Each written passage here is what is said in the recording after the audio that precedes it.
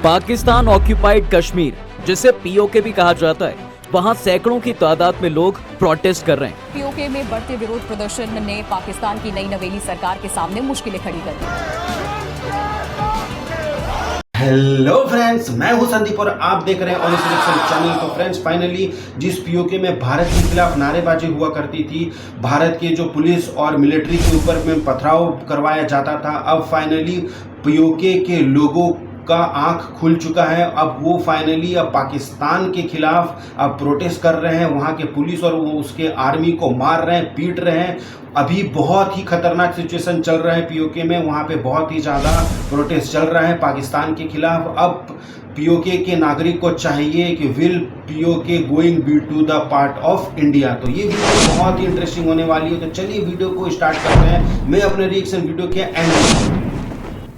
Pakistan occupied Kashmir, जिसे PoK भी कहा जाता है, वहां सैकड़ों की तादाद में लोग प्रोटेस्ट कर रहे हैं। पीओके में बढ़ते विरोध प्रदर्शन ने पाकिस्तान की नई नवेली सरकार के सामने मुश्किलें खड़ी कर दी।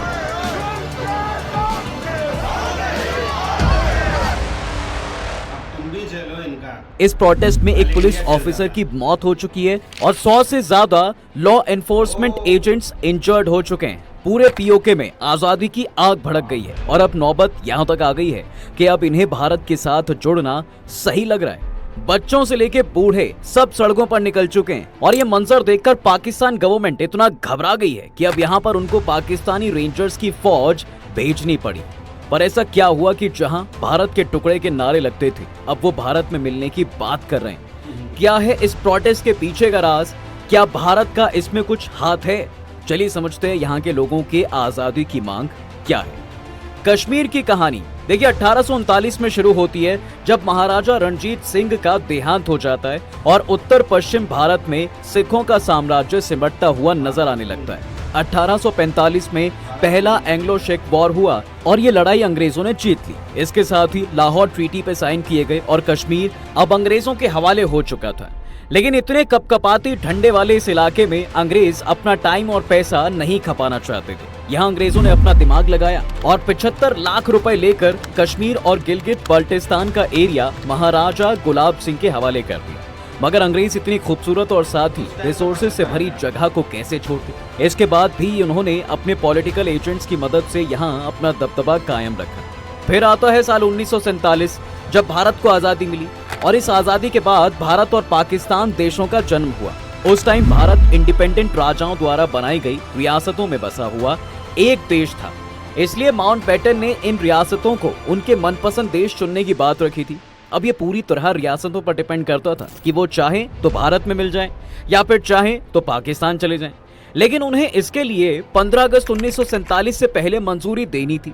बस फिर क्या था, वही हुआ जो होना था। ज्यादातर रियासतों ने भारत को चुना, लेकिन यहाँ 3 ऐसी रियासतें थी साहब जिनके अपने कुछ अलग ही प्लान्स थे, क्योंकि ना वो भारत में मिलना चाहते थे ना ही पाकिस्तान में। और ये रियासतें थी कश्मीर, जूनागढ़, हैदराबाद। उस वक्त हालात कुछ अच्छे नहीं थे और इस बात को तब मान लिया गया, मगर सरदार पटेल की वजह से इनमें से 2 रियासतें भारत के पक्ष में आ गई थी। पर उस वक्त के जम्मू और कश्मीर के महाराजा हरि सिंह ने इंडिपेंडेंट रहने का ही फैसला लिया और उन्होंने ना तो पाकिस्तान ना तो भारत के साथ मिलने का डिसीजन लिया। भारत ने भी इन्हें साफ कह दिया था कि भाई भारत भी इनकी कोई मदद नहीं करेगा अगर कुछ प्रॉब्लम उन्हें आती है। अब इस वक्त हमारे बहुत ही समझदार पड़ोसी देश पाकिस्तान ने एक हरकत कर डाली। दरअसल उन्होंने जब देखा कि भाई राजा हरि सिंह अब अकेले हैं और उन्हें भारत का सपोर्ट भी नहीं है, तभी पाकिस्तान ने कश्मीर पे हमला कर दिया और धीरे धीरे पाकिस्तानी सेना और वहाँ के कुछ मुस्लिम कबीले जम्मू कश्मीर की तरफ बढ़ने लगे। ये गुलमार्ग और सोनमार्ग होते हुए श्रीनगर तक आ पहुंचे थे। महाराज हरि सिंह के इस सिचुएशन को देख के पसीने छूटने लगे और तभी के तभी भारत से मदद की गुहार लगाई। उन्होंने अपने दीवान को तुरंत दिल्ली भेजा। उनका दीवान दिल्ली पहुंचकर नेहरू जी से मिला, जहां वल्लभ भाई पटेल भी मौजूद थे। जिसके बाद दीवान ने भारत के साथ मिलने का राजा का प्रस्ताव उनके सामने रखा। लेकिन नेहरू जी इस बात पर उनको माउंटबेटन की बात याद दिलाते हुए बोले कि अब ये मुमकिन नहीं, क्योंकि ये सिर्फ 15 अगस्त तक ही पॉसिबल था। लेकिन उनकी इस बात पर वल्लभ भाई पटेल ने हामी भरी और पाकिस्तान के खिलाफ कार्रवाई करना चाहिए। जिसके बाद नेहरू जी डिफेंस के थ्रू हेल्प करने के लिए तैयार हो जाते हैं और भारतीय सेना को वहां तुरंत डिप्लॉय करते हैं। भारतीय सेना पाकिस्तानी कबीले और सेना को खदेड़ते हुए पीछे तक ले गई, लेकिन इसके बाद सेना को नेहरू जी के आदेश पर रोक दिया गया और इस बीच पाकिस्तानियों ने एक बड़े हिस्से पर अपना कब्जा कर लिया। जिसके बाद हुआ ये कि ये मुद्दा यूएन में गया, जहां उसने ये डिसीजन दिया कि जो जहां है वहीं रुक जाए, जिसके बाद जो सेना जहां थी वो वहां रुक गई। यानी अगर आप मैप पर ये लाइन देखेंगे तो आपको पता चलेगा कि ये लाइन ऑफ कंट्रोल है, जिसका लेफ्ट हिस्सा पीओके यानी पाकिस्तान ऑक्यूपाइड कश्मीर बन चुका है और इसके साथ ही उन्होंने गिलगित बल्टिस्तान का एरिया भी अपने कब्जे में ले लिया था। इसके बाद ये पूरा इलाका पाकिस्तान के कब्जे में आ गया था और फिर वो भारत में भी अपने टेररिस्ट और भारत के कश्मीर में भी आजादी के बाद से कई दंगे करवाता रहा। यहाँ वो आजाद कश्मीर और भारत को कश्मीर से अलग करने के लिए बहुत प्रयास करता था, पर ये सब बदल गया जब भारत ने आर्टिकल 370 कश्मीर से हटाए और अब हालत ये है कि ये आजाद कश्मीर के नारे जो यहाँ लगाए जाते थे वो अब उनके कब्जे के पीओके में लगाए जा रहे हैं। भारत तो आज भी पीओके को अपना हिस्सा मानता है, मगर पाकिस्तान के कॉन्स्टिट्यूशन के मुताबिक पीओके उसका हिस्सा नहीं है। वो एक आजाद कंट्री उसे बुलाता है और जिसको वो सपोर्ट करता है, क्योंकि भारत इसको कब्जा करना चाहता है। इस आजाद कश्मीर का अपना ही एक खुद का कॉन्स्टिट्यूशन है और यहाँ की सरकार भी अलग है। इनका अपना ही प्रधानमंत्री और राष्ट्रपति भी है और साथ ही इसके खुद का हाई कोर्ट और सुप्रीम कोर्ट भी है। इसके बावजूद भी यहाँ के ज्यादातर फैसले पाकिस्तानी फौज लेती है। इसके साथ ही यहाँ की असेंबली में खड़े लोगों को पाकिस्तान के प्रति वफादारी की कस्में खानी पड़ती हैं। पीओके पर पाकिस्तान सरकार इनडायरेक्ट कंट्रोल रखती है कश्मीर काउंसिल के जरिए। इस काउंसिल में 14 मेंबर्स हैं, जिनकी नियुक्ति पाकिस्तान के प्रधानमंत्री करते हैं। 14 में से 6 को पाकिस्तान की सरकार खुद चुनती है और बाकी के 8 पीओके के असेंबली से आते हैं। मगर अब यहाँ वो हालात नहीं जो पहले हुआ करते। अब जिस कश्मीर को पाकिस्तान आजाद करवाना चाहता था, वो खुद इनसे आजाद होने की मांग कर रहा है और भारत में जाने की मांग कर रहा है। यहाँ के लोगों ने पाकिस्तानी सरकार के खिलाफ बगावत शुरू कर दी है और भीड़ अब बेकाबू हो चुकी है। 10 मई को यहाँ की the Awami action committee AAC ने महंगाई के खिलाफ विरोध प्रदर्शन किया, जिसके बाद सुरक्षा बलों ने तेजी से कार्रवाई की। पूरे इलाके में शटर डाउन हो गए और हड़तालें शुरू हो गई, जिसके साथ पुलिस को आंसू गैस के गोले छोड़ने पड़े। मुजफ्फराबाद, सहनसा, मीरपुर, रावलकोट, खुराटा, तातापानी और हटियन बाला सहित कई जिलों में प्रदर्शन शुरू हो गए। जवाब में पीओके सरकार ने एजुकेशनल इंस्टीट्यूशंस और ऑफिसेज को तभी बंद करवा दिया और साथ ही धारा 144 लागू कर दी। यहाँ रह रहे लोग बढ़ती हुई महंगाई से परेशान हो चुके हैं और बिजली और खाने की चीजें भी नहीं खरीद पा रहे। इनका कहना है कि भाई सरकार इनको कंसेशन दे और साथ ही इनकी इकोनॉमिक हालत का भी कुछ करे। खाली यही वजह नहीं है जिसकी वजह से वैसे ये गुस्से का गुब्बार यहाँ फूटा है। हर बार पॉलिटिकल पावर द्वारा दबाए जाने से लोग काफी परेशान हो चुके हैं। यहाँ के चुनावों में अक्सर धांधली होती है, कोई किसी बात पर सहमत नहीं होता है तो उसकी बातों को भी हिंसा से दबाया जाता है और पॉलिटिकल एक्टिविस्ट को फोर्सफुली गिरफ्तार या गायब कर दिया जाता है। इसके साथ ही पीओके एरिया को सोशल इकोनॉमिक डेवलपमेंट के मामले में भी नेग्लिजेंस का सामना करना पड़ता है। यहाँ तक कि बेसिक एमिनिटीज जैसे कि हेल्थ केयर, एजुकेशन और इंफ्रास्ट्रक्चर जैसी फैसिलिटीज यहाँ ना के बराबर है, जिससे यहाँ गरीबी और बेरोजगारी बढ़ती जा रही है। ज्यादातर इकोनॉमिक पॉलिसीज इस्लामाबाद के फेवर में ही होती हैं और इस एरिया के डेवलपमेंट के लिए बहुत कम निवेश किया जाता है। इस आर्थिक परेशानियों की वजह से पीओके के लोगों की शिकायतें और बढ़ती जा रही हैं। फ्रीडम ऑफ एक्सप्रेशन और स्पीच पर गंभीर रूप से यहाँ फुल स्टॉप लगा दिया गया। पाकिस्तानी सरकार की आलोचना करने का साहस करने का पत्रकारों पर, कार्यकर्ताओं और इंटेलेक्चुअल्स को उत्पीड़न, धमकी और हिंसा का सामना करना पड़ता है। मीडिया आउटलेट्स की बात करें तो इन पर सेंसरशिप लगाई जाती है और दूसरे के व्यू पॉइंट को यहाँ दिखाया ही नहीं जाता। इसके साथ ही पीओके में ह्यूमन राइट्स का उल्लंघन बड़े पैमाने पर और गंभीर है। मनमाने ढंग से गिरफ्तारियां, एक्स्ट्रा जुडिशियल किलिंग्स, टॉर्चर और फोर्सफुली गायब कर देना अहम बात है। फोर्सेस यहाँ पर बेरहमी के साथ काम करती हैं और किसी भी असहमति जताने वालों को खासकर निशाना बनाते हैं और डराने धमकाने की संस्कृति को कायम रखते हैं। पाकिस्तान ने आजादी के बाद भारत के कश्मीर में भी काफी दफा आग लगाई, जिसकी सजा अब वो भुगत है। पहले तो 1965 के कश्मीर को पाने के लिए उन्होंने भारत के साथ वॉर छेड़ दिया कि वो बुरी तरह हार गए। बॉर्डर का समाधान निकालने के लिए भारत और पाकिस्तान ने 1972 में शिमला एग्रीमेंट साइन किया था, जिसका मेन प्लान उनके नए रिलेशनशिप की शुरुआत करने का प्रयास था, जिसने लाइन ऑफ कंट्रोल की स्थापना की। जो एक अस्थायी सैन्य नियंत्रण रेखा थी जिसने कश्मीर को 2 एरिया में बांट दिया था। 1989 में पाकिस्तान ने भारत के कश्मीर को कमजोर करने के लिए वहां काफी सारे प्रोटेस्ट करवाए, जिसकी वजह से वहां भारत से आजादी के नारे लगवाए गए। इस वजह से वहां तनाव फिर से शुरू हो गया और दशकों तक सांप्रदायिक हिंसा की शुरुआत हुई।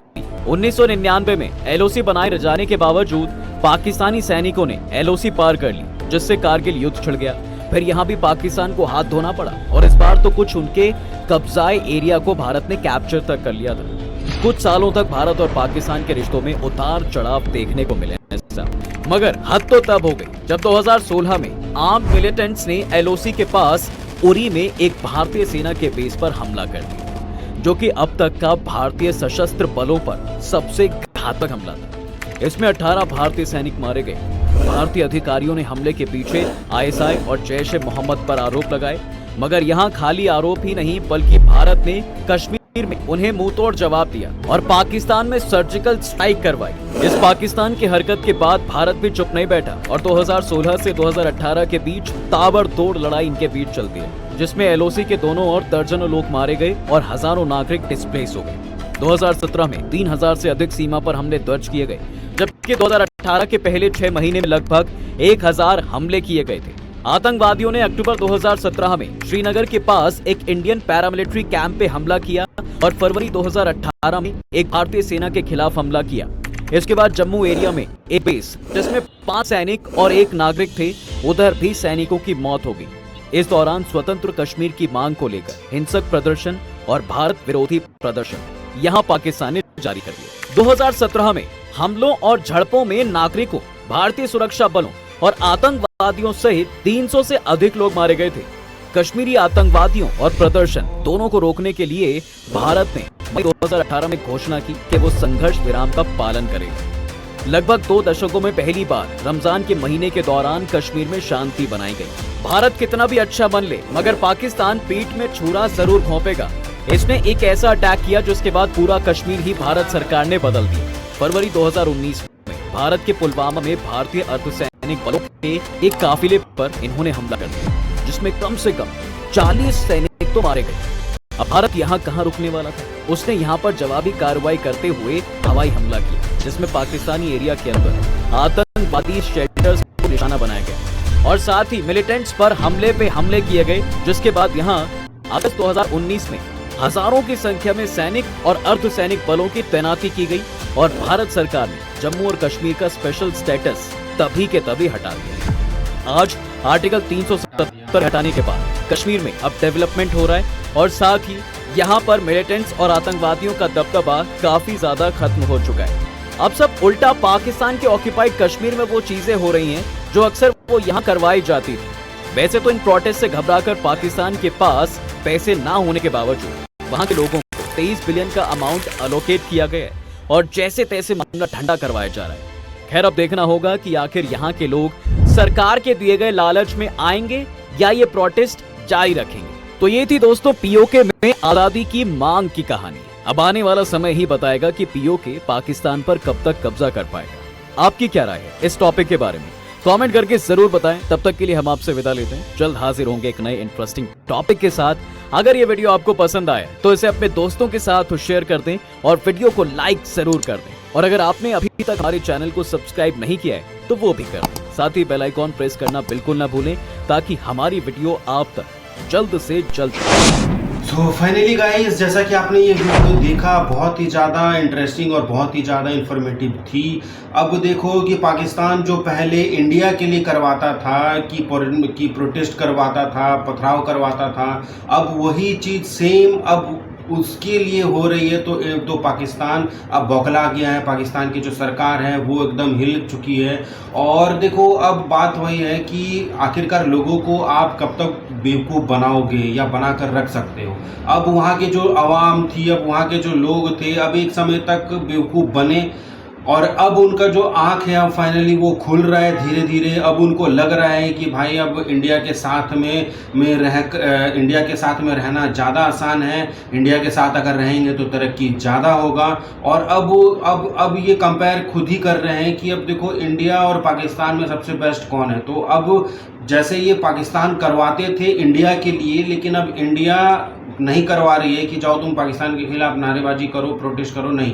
वो अपने स्वेच्छा से कर रहे हैं, वो अपनी मर्जी से कर रहे हैं, क्योंकि अब उनको समझ में आ रहा है, अब उनको तरक्की दिख रहा है। जब से ये 370 हटा है, उनको अपने इन्वायरमेंट में कुछ चेंजेस देखने को मिली है, कुछ तरक्की देखने को मिली है। और सबसे बड़ी बात है कि अब देखो वहाँ के जो लोग हैं, अब वहाँ के लोगों का भी ये कहना है कि अब हमें पाकिस्तान में नहीं रहना। अब इन लोगों का जो है कि अब वो भारत से मिलना चाहते हैं और भारत में शामिल होना चाहते हैं। अब उनको इंडिया अच्छा लग रहा है। कोई एक समय था कि जब यही लोग इंडिया के खिलाफ नारेबाजी करते थे, तो अब इनका दिन पलट गया है। अब इनको तरक्की का स्वाद ये चख चुके हैं। तो अब सो फ्रेंड्स, ये वीडियो आपको कैसी लगी? अगर आप मेरे चैनल में न्यू हो तो मेरे चैनल को सब्सक्राइब करो, लाइक करो, कमेंट करो, और इसी तरीके की वीडियो मैं अपने चैनल में डालता रहता हूं। तो मेरे चैनल को सब्सक्राइब कर लो ताकि मेरी वीडियो आपके पास जल्दी से जल्दी पहुंचे। सो मिलते हैं नेक्स्ट वीडियो में। सो अभी के लिए बाय।